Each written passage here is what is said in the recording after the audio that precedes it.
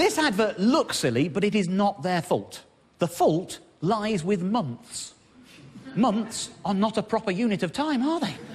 A month is either 28, 29, 30 or 31 days long. In common parlance, we talk about a month being 4 weeks long, but they're not. Only February is exactly 4 weeks long, and even then, that's only true 3/4 of the time.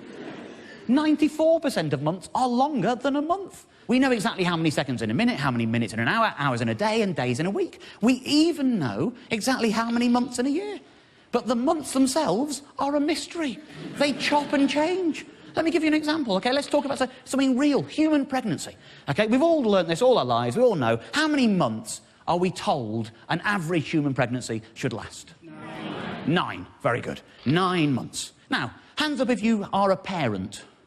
OK, parents, how many weeks were you told on average your pregnancy would last?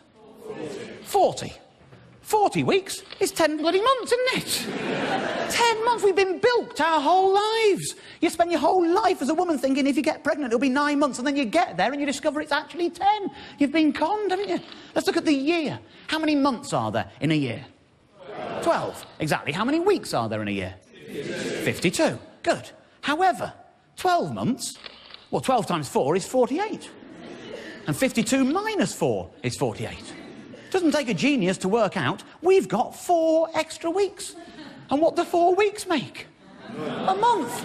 There are actually 13 months in a year. We are being paid for 12 months' work, and we are doing 13 months' work a year. This is outrageous. This is absolutely outrageous, and I have a solution. I have reformed the calendar. Welcome back, ladies and gentlemen. Now, before the break, I promised you a reform of our broken and deceptive Gregorian calendar. But let me be clear, it is not just the lack of rigour that I have issue with. I have another issue with months, a linguistic one. These are the months as we know them today. Take a look at the word October. Oct. Think of all the other words you know beginning with oct. Octopus, octagon, octogenarian. Think of all the words you know beginning with dec. Decade, decimal, decathlon. You don't have to be the sharpest linguist out there to realise that sept, oct, nov, dec represents 7, 8, 9, 10. And yet we've put them in positions 9, 10, 11, 12. Why has that happened? I'll tell you why that's happened. It's because of the bloody Romans. Before that, we used to have months called quintilis and sextilis. It used to be 5, 6, 7, 8, 9, 10. But then the Romans got all egotistical on us. They wanted to name 2 months after their emperors. They named months after Julius Caesar and Augustus Caesar. Can you imagine the ego involved in naming a month after a human being? It's one thing naming it after a god. You know, you've got January after Janus, that's OK. Mars gives you March, that's OK. I mean, if you believe in a god, why wouldn't you want to venerate them by naming something as fundamental as a period of time after them? That makes sense. But not an actual human being. Get your egos out of the game. That is ridiculous. Well, they have confused things by naming July and August so, and then everything got moved around at a later date. So what we're going to do, we're going to correct this system. The first thing we're going to do is sort out the numbering, obviously. So let's call that 7, 8, 9, 10, because they are called 7, 8, 9, 10. That's what they are. So if they're going to be 7, 8, 9, 10, it follows, does it not, that that becomes 6, 5, 4, 3, 2, and 1. So if that's what the numbers are going to be now, let's move July and August down to there, and let's move January and February down to there. So now we've got all the same months in the same order, it's just the numbering is more appropriate. OK? That's easy. Now, let's remove the egotistical Romans from our calendar. Let's remove Julius Caesar, remove Augustus Caesar. Let's perform a Caesarean section on our calendar. Let's remove them completely and replace them with the months they replaced, quintilis and sextilis, which are now in the right place, 5 and 6. That is the numbering sorted out. We've got 5, 6, 7, 8, 9, 10, exactly where they should be. Now, obviously, is the time we introduce the 13th month, which, of course, will be Gormanuary. Now, what we've got there is 13 months of exactly 28 days long. Everything ticks over perfectly. March the 1st, New Year's Day, will always be a Sunday because nobody wants to go straight back to work on New Year's Day, do they? And it will always be a Sunday because of the order in the calendar. The 1st of every month will always be a Sunday. The 2nd of every month will always be a Monday. And that means that New Year's Eve, the 28th of Gormanuary, will always be a Saturday. Now, it might have occurred to some of you, that 13 times 28 is 364. And that means we've got a day spare. We can't force the year to only be 364 days long. The year is to do with the stars and the planets. So what we're going to do is, after Gormanuary, we're going to have an intermission. It's 1 day long, and it's not called Sunday, it's not called Monday, it's not called anything. It isn't a day of the week, it is just intermission. It is basically an extended New Year's piss-up. You can go out on New Year's Eve, you don't have to go back until the 1st of March, everything is fine. What happens in intermission stays in intermission.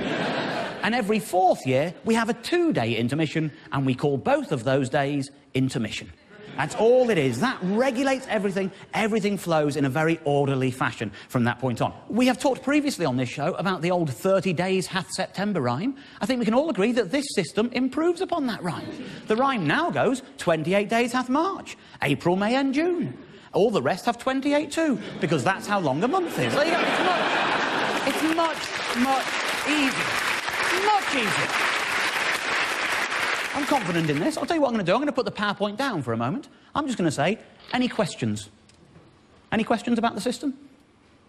Yes, sir. When are the bank holidays? The bank holidays, we have the same number of bank holidays as we do now. We spread them evenly throughout the year, very easy. The only difference will be the people we won't let have a holiday are the ones who work in banks. It's an improvement on bank holidays right there. Good lady in the T-shirt. What if you're born on the 30th or the 31st of the month? Do you just move it along to the next month? You're asking about birthdays? Yeah, birthdays. Yeah, OK, I'm glad you asked. Birthdays. Well, let's use my birthday as an example, because everyone's birthday is going to change in this new system, right? I was born on March the 2nd, 1971. So the first thing you have to do is work out how many days into the year that was. So, for example, in me, it's quite easy. You know, there's 31 days in January in the old system, 28 days in February in both systems, and it wasn't a leap year, so there were just 28 days. 31 plus 28 plus the 2 days take you to the 2nd of March, makes it the 61st day of the year. Then you map that onto the new calendar, OK? Very easily done for this. 28 for March, 28 for April, that's 56. Leaves 5 spare. So my new birthday becomes May the 5th. March the 2nd, 61st day of the year, is May the 5th. And you do that with every day. It's very simple. I've actually got a little guide to help you.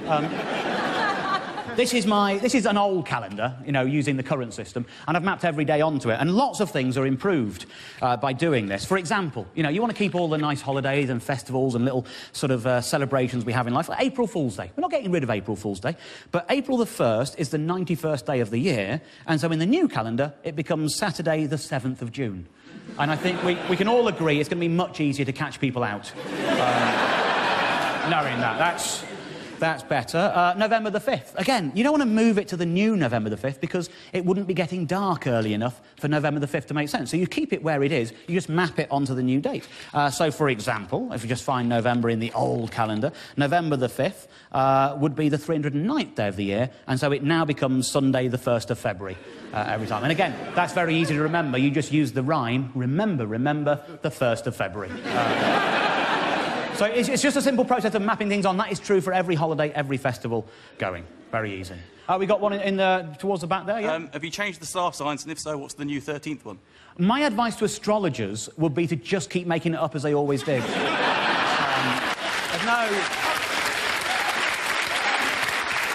Doesn't matter for them. Yes, a blonde lady down here?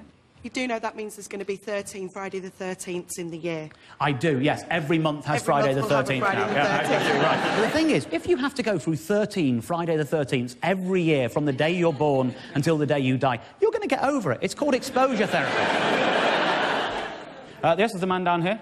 What about things that don't happen on a fixed day, like Easter or Chinese New Year? Easter, it isn't. You know, that's the thing. It moves around. It's a movable feast at this moment in time. In the new system, we will nail Easter down.